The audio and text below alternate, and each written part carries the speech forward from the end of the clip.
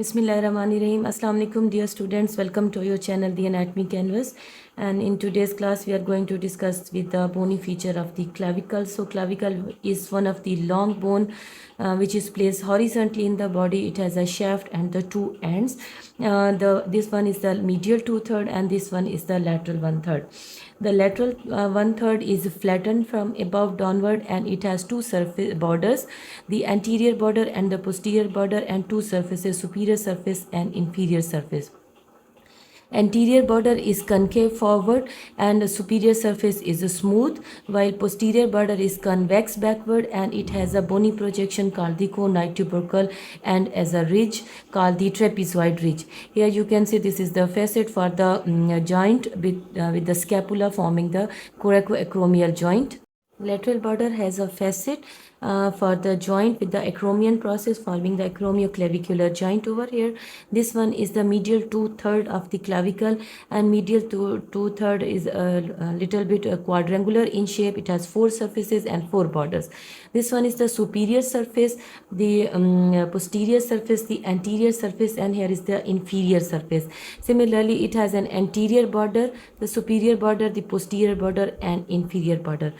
Anterior surface you can see is smooth and posterior surface is little bit rough in its medial aspect. The posterior border is concave and inferior surfaces has a depression for the ligament which is attached to the sternum forming the sternoclavicular ligament. The original bones taken from the body. This one is the bone of the clavicle of the right side and this one is the clavicle of the left side. So how we can say that this is the bone of the right side? Because the this area, the medial 2/3 is quadrangular in shape while the lateral 1/3 is flattened from above downward.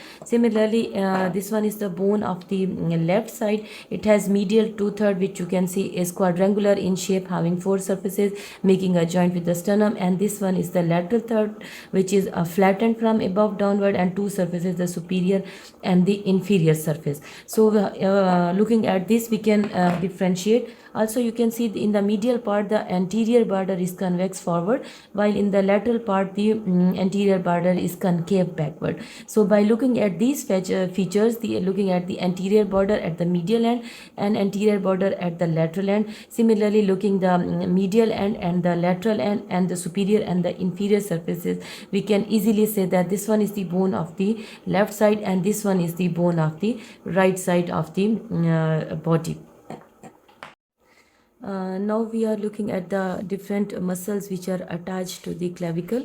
So first we will describe the muscle attached to the lateral part. So this is the lateral third of the clavicle and this one is the anterior border of the lateral part of the clavicle which is giving origin to the deltoid muscle, and this is the posterior border of the lateral third of the clavicle which is giving insertion to the trapezius muscle. On the inferior aspect you can see this is the conoid tubercle and this is the trapezoid line where the conoid and the trapezoid part of the coracoaclavicular ligaments are attached.